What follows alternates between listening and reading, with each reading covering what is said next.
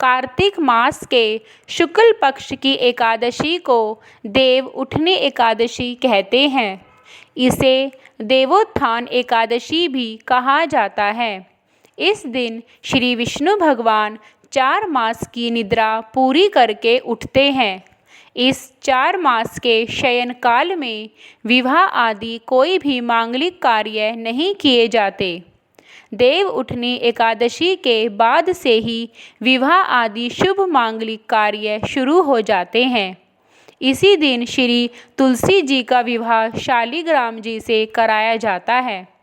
धर्मराज युधिष्ठिर से श्री कृष्ण भगवान इस देव उठनी एकादशी के महत्व को बताते हुए कहते हैं कि इस एकादशी के व्रत को करने से हजारों अश्वमेध यज्ञ का फल प्राप्त होता है और मनुष्य के समस्त पाप नष्ट हो जाते हैं।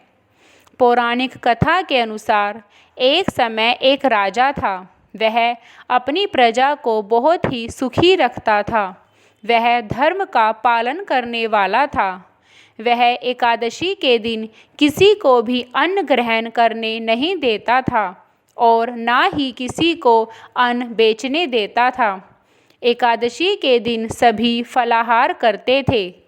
एक दिन भगवान विष्णु ने राजा की परीक्षा लेने के बारे में सोचा। भगवान विष्णु ने एक बहुत ही सुंदर युवती का रूप धारण किया। नगर में सड़क के किनारे बैठ गई। उसी समय राजा का रथ वहाँ से गुजरा। राजा की नज़र उस सुंदर स्त्री पर पड़ी। उस युवती के रूप में ऐसी मोहिनी थी कि राजा उसे देखते ही रहे। वे उससे अपनी नज़र नहीं हटा पाए। राजा पूछने लगे कि सुंदरी, तुम कौन हो? पहले तो तुम्हें कभी इस नगर में नहीं देखा। तब वह सुंदर स्त्री बोली कि राजन, मेरा कोई नहीं है और मैं आपके इस नगर में आश्रय पाने हेतु आई हूँ, परंतु मैं यहाँ किसी को नहीं जानती। मैं बहुत ही मुश्किल में हूँ। राजा उसके रूप को देखकर मोहित हो चुका था। राजा ने कहा कि तुम मेरे महल में चलो, मैं तुम्हें अपनी रानी बनाकर रखूँगा। उस सुंदर युवती ने कहा कि ठीक है, मुझे तुम्हारी बात स्वीकार है, परंतु मेरी एक शर्त है।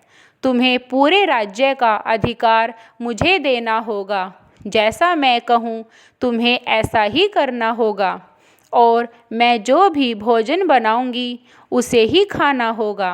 राजा उस सुंदर युवती के रूप में पूरी तरह मोहित हो चुका था। इसलिए राजा ने उसकी सारी शर्त मान ली और उस सुंदर युवती को अपने महल में ले आया।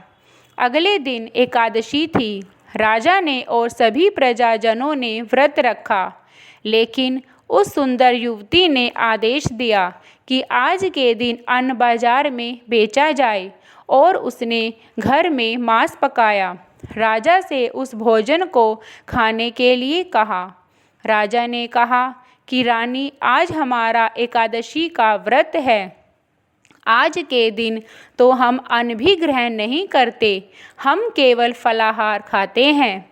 उस सुंदर स्त्री ने अपनी शर्त याद दिलाई और कहा कि राजन, कल तो तुमने कहा था कि जैसा मैं कहूँगी तुम वैसा ही करोगे और आज अपने वचन को तोड़ रहे हो।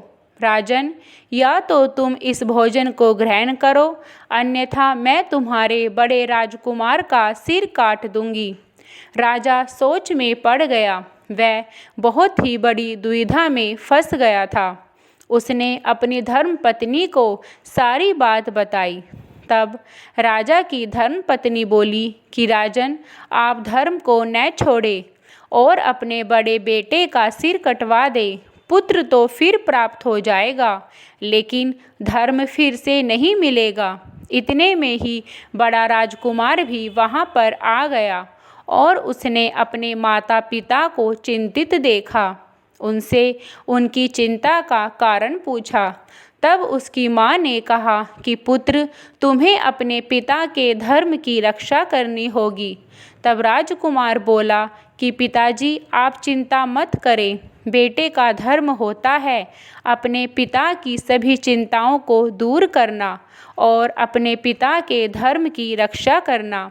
राजा अपने बेटे के सर को कटवाने के लिए तैयार हो गया। बहुत दुखी मन से वह सुंदर युवती के पास जाकर बोला कि तुम मेरे बेटे का सिर काट सकती हो।